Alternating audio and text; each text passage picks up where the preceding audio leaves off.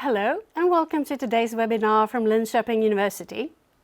Today we're going to focus on outdoor and sustainability education. My name is Carina Skärberg and I work with international student recruitment. Today I have two guests with me, but before introducing them, I'd just like to give you a few words on the outline of today's webinar. The first part will be recorded and it will be put on our streaming media afterwards. And we will focus on the content of the program, its background, and the second part, that those of you who are with us live today, have the opportunity to ask us any questions you're interested in knowing more about. So, very welcome. Let's get started. So, very welcome Ola and Manuel. Maybe you could start by introducing yourself, Ola. Absolutely. So my name is Ola Urqvist and I'm a senior lecturer here at LIU and I'm the program director of the master program. I also have a background as a gymnasium teacher and do research on how to use storytelling and games to increase the value of education. Okay, and what about you, Manuel? Yeah, my name is Manuel. I'm originally from Gran Canaria in Spain. I am now a PhD student here at Linköping University. I do research in science education and focus on sustainability issues. But I was a former student at the master's program in outdoor and sustainability education. So Ula and I know each other for quite a while. Yeah. And that's why you're here, because we wanted to have a student with us today as well. So, maybe we should start actually about the background and the aim of the program. Maybe you could give us a background there. Yes, but if I started with the aim, maybe and go to the background afterwards. The aim of the program is to train teachers and becoming teachers in how to take classes of students from preschool up to upper secondary or gymnasium level and use the outdoor environments that you find outside of school buildings. So how training people on how to leave the classroom, that's one part of it. Yeah. And the other part is to take an important step forward when it comes to sustainability education and how you can do sustainability education outside of the classroom again, so that you have the connection between the outdoor and sustainability education as an important part. And to give some background, as you asked for, we've been running this program in different versions since early 2000. So we celebrated our 20th anniversary a couple of years ago. Having gradually evolved from a Swedish program to an international master program, and now we take the final step, maybe. And from the autumn of 2026, we have a full 2-year master program. Yeah, and we will dig into that a bit more. So, talking about outdoor activities, does that mean as a student, have to bring a tent with me? Am I supposed to sleep outdoors in winter? Or what do you say, Manuel? That's a good question. You will definitely have opportunities to do these kind of activities outdoors, whether you want to bring a tent from your home country, that's really up to you. But I can assure you that Sweden offers a lot of opportunities for finding these kind of items here at a much lower price. Second-hand stores are very frequented by students. I did that when I was a student myself. And there's these concepts of Friluftsbanken here in Sweden as well, and there you can have access to different outdoor equipment, and that is for free as long as you give it back. You can borrow it, and you can use that, for example, just enjoying a weekend camping outside with your colleagues and your friends. Great to hear. So maybe we should look a bit more into the structure of the program. Here we have it. So, Ola, can you start with the first year? Yes, take us through the first year. So the course or the program starts in late August. And then we have an introductory course, outdoor education in theory and practice, where we mix the theories of what is outdoor education, what is the benefits, what is special with it. And we also connect it to different subjects. So how could you do math? How could you do physics? How do you do history and other topics? And also an important part of that one is how to lead a group, how to take a group outside. because it's something else than standing in the classroom. To give a background, and then we will develop the program in two ways. And I will take the how it's done if you're looking for the 2 year first, and then the first year if you only go for the 1 year after that. So in the second half of the autumn, you see on the screen here that we have a mix in parallel with what we call the sustainability course, but formally it's environmental and sustainability education in the natural and cultural landscape. It's a really long title. We call it the sustainability course. So that one will run 50% time in the autumn. In parallel, and of course, it's focusing on how can we do outdoor education with the sustainability focus. And it runs in parallel with a methods course. How do we develop good structured way to gather and analyze material concerning outdoor education and education in general? And we have them in parallel because we think that there is a lot of co-benefits of having them parallel. And then we go on, then it becomes Christmas, hopefully a lot of snow. And then we go into the spring semester, and the methods course continues. Now taking a step from looking at educational practice more to research design to prepare people to write a thesis later on. And in parallel to that, we have a specialization in outdoor education, which means that we go deeper into the theories and the models of outdoor education to update the students or the students at the program about the most recent discussions in the field. So if the first course is kind of the basics, then this course is taking you to the front line discussion. And after that, so that's 10 weeks, both courses in parallel. And then you go in for the final 10 weeks when spring is coming. And we want to go outdoors and be even more outdoors than we want in February. So then we have a course that we call Cognition and Learning in the Anthropocene, where we combine learning theories, cognitive science, and see how do we actually perceive nature and places, and how can we work with those perceptions in a more sustainable way. And that goes in parallel with the second half of the environmental and sustainability course. So those two courses also cross-fertilize each other in a very good way, we think. So that's the 2 year version. And if those who are interested in the 1 year version, they go to the left in the image. So they have the methods course and the environmental and sustainability course, and they also write a master thesis, a 15 credits master thesis. And they, of course, have the possibility to take the other two courses as freestanding courses, but it's not really part of what you have to do for the program, so to speak. So that's the first year. The second year starts with a course that's called Places as Learning Environments, where we go really into depth with what's the characteristics of different places, how do we focus the students' attention to different things, how do we organize outdoor environments as structured learning spaces, because it's very easy to become confused and the whole group's focus goes on in different places. And then the main thing that is left then on the program, kind of the thing that that goes on after that, is the writing the master thesis, which is an opportunity to specialize in something that you find really, really interesting. And to support this, we have a method specialization, so that you can focus and go in real depth with the methods that you're using, to be in the front line again of how to use methods. And then also running in parallel with the master thesis is an internship, where you have the possibility to work with an organization, a school maybe, it could be a research environment, depending on what you want to do after the program. And then also there is an electable course to inspire specialization, taking a course at some other institution.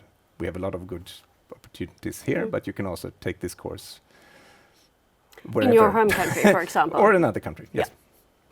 So that's the thing. And the same applies for the internship, I guess, that if they'd like to go to a certain school in their home country, they could do that and gather the data there. Yes.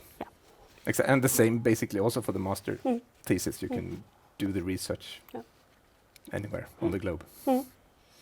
Okay, so this is the outline of the 2 years, but could you maybe show us a classic week? I wouldn't say that is a classic week, but here is an example. So could you develop a bit more there maybe? Yes, so when you asked for a classic week, I took last week, just because they are different, of course. But here we see a quite typical week. So there's a workshop on creative writing, because the students in this course are experimenting with what we call sustainability stories as a method to better understand the challenges and the abilities to do some change when it comes to places and sustainability. And then they need creative writing support, because it's a new way of doing studies for many students. So that workshop basically says, use your inspiration, it will be fine. But sometimes it takes 3 hours to communicate that message. And then on Tuesday, there's an excursion. So there's at least one excursion usually each week somewhere. That's at quite least a lot. It's quite a lot, but it's also a very central part of the outdoor thing. So this time it's Emilia, the former program director, who takes the students to an old forest to see the connections between forest, and then they go to this goat dairy farm to see how do you combine the natural environment and the bringing out some economy from it, and what kind of social dimension do you find? What are the interaction between these three? Because that's a very important part.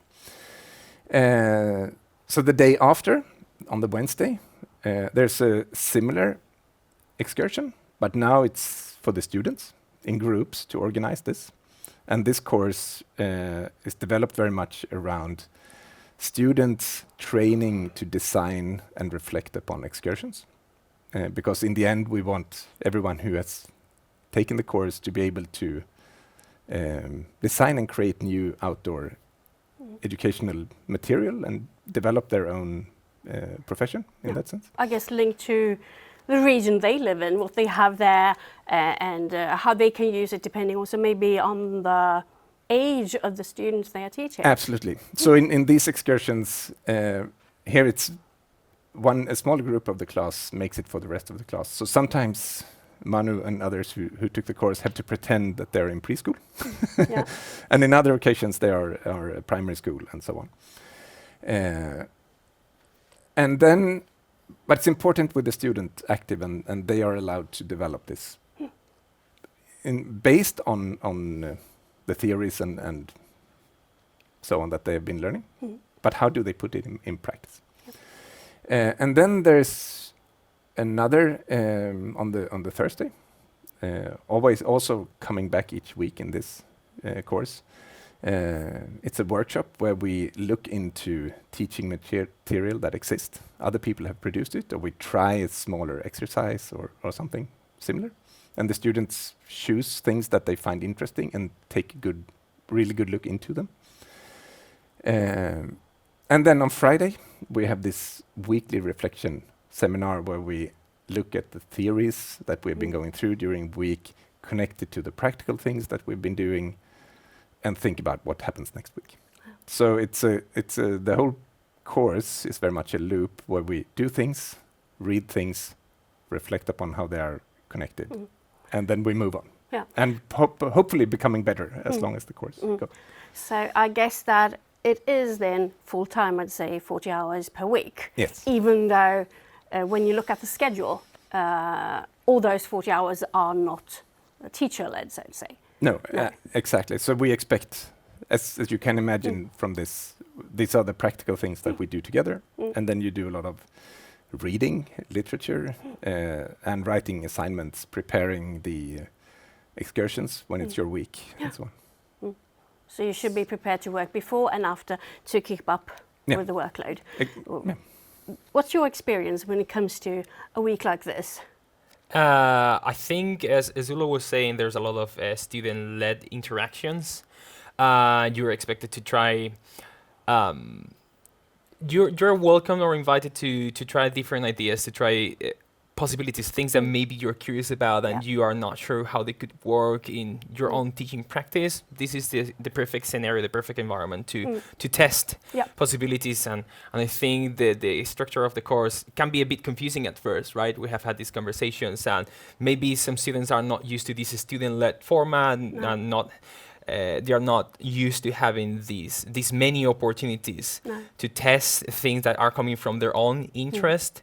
But on the other hand, it turns out to be something super enriching and useful, not only as a student having this experience in another context, but also something that can build upon your own view on how you would like to teach about this in the future as well. And I guess then you have students coming from all over the world. What would you say are the common challenges for working in a group with individuals not all having the same educational background? I would say the main challenge, I mean, it differs. Different students have their different challenges. But if I would pick two things, it's the first one is students that expect that there is a very strict organization of the program, and they are waiting for the instructions. They learn after a while that they have to become active, but it takes some time. If you've been trained for 15 years waiting for instructions, then it's a bit scary to start taking your own initiatives. But it usually works out quite fun after a couple of weeks. And the other one, maybe, and it differs very much from student to student, is the confidence of speaking English. So some are very fluent from the beginning, and others are a bit more laid back or shy, maybe. But usually after a couple of weeks also, people realize that English is not the native language of basically anyone in this program. So, and then people start to talk. So in the end, I don't think it's so much of a problem. Yeah, because you have to talk, you have to write, and you have to speak. So that's it. Do you have any input there when it comes to the challenges? I mean, now you're a PhD student, you might have met some master students in another role, let's say. Yeah. Well, with regards to the language barrier, I would say from my personal experience, English is not my mother tongue. I've studied over the years, but I can tell you that when I enrolled in the master's program I was definitely not fluent. But I think the opportunity of sharing these spaces with people that might be better at speaking English and using it in this academic context is definitely enriching, and you should take that opportunity to practice, to dare to say things that might be wrong. That's okay. I think we're all learning in this process. And the environment that is created around the classroom and the friendships that you make along the way, those help you to build this trust that Ulla was mentioning and participating more, engaging with the content. And it's definitely a scenario or an environment where you will be eventually comfortable enough to say the things that perhaps you would never thought you would be capable of saying talking about sustainability, for example. And also I know that the classes are quite small, something around 30 students. And that also, I guess, then makes it easier to have confidence to talk because the group is quite limited compared to maybe bachelor studies where you might be several hundred in the same classroom. Absolutely. Yeah, definitely. Yeah, so when we talk about the student, you have a target student or the ideal candidate. What would you like to bring forward? Maybe my ideal candidate is someone who is really curious about what is outdoor education and sustainability education, and willing to share what their thoughts about it, reflect upon their thoughts, and listen to other students who have similar thoughts. And hopefully us teachers as well. We might bring some something of value to the discussion. Yeah, yeah. But that would be my ideal student, and then that could be combined with so many different things. And I think one of the big values of the program is that we have students from basically all continents, and from all the different age groups. Yep. Usually leaning towards the younger students, but there's always students all the way, and you have a lot of different subjects. So you meet so many people from different places, different experiences, and I think that's something So that we then- cannot really organize, but it's something that just comes out of the group. Yeah. So there might be those who got experience with already from working a certain number of years, and it might also be the newcomers who haven't done that much practically, but really would like to develop something in their home country. Yeah. Yeah. And I know that we also have some alumni students from the program who has written a few words on the program homepage, which I thought was very interesting to get to know a bit more about other countries, how they look at outdoor and sustainability education. Yeah. So may I ask you, why did you choose to come here? That's a long story, but when I was studying my bachelor's in education, I'm an English teacher. That's my major. And during that time, I went to the University of Uppsala as part of my Erasmus program. I had an amazing experience there with my friends, with the whole structure of educational programs, and especially how they emphasized in many different moments this idea of connecting to nature. The international environment makes it also quite interesting, as you were saying, the possibility of getting to know people from many different backgrounds. That's something that fascinates me. So after I finished my studies back on the island, I decided I wanted to enroll. And a friend of mine that I met during my time as an Erasmus student, she did a master's program here at Linköping University in economy. And she mentioned the university. She was having an amazing experience at the time. And so I looked it up. And yeah, I found this program in outdoor and sustainability education, and I was not very aware what sustainability was. No. So I decided to apply, and I can tell you that at the beginning, I was a bit confused, a bit hesitant about this whole environmental and sustainability education world. I always say that I come from a small place in a small island in the Atlantic Ocean. So the experiences that I got as time passed by in the master's program were really eye-opening, and that really motivated me to continue learning more about this. And here I am now doing research in the same context. Yeah, lovely to hear. So I think I'll thank you very much for this information so far, and we will stop the recording. And now it's time for you who are attending with us live to ask any questions you might have.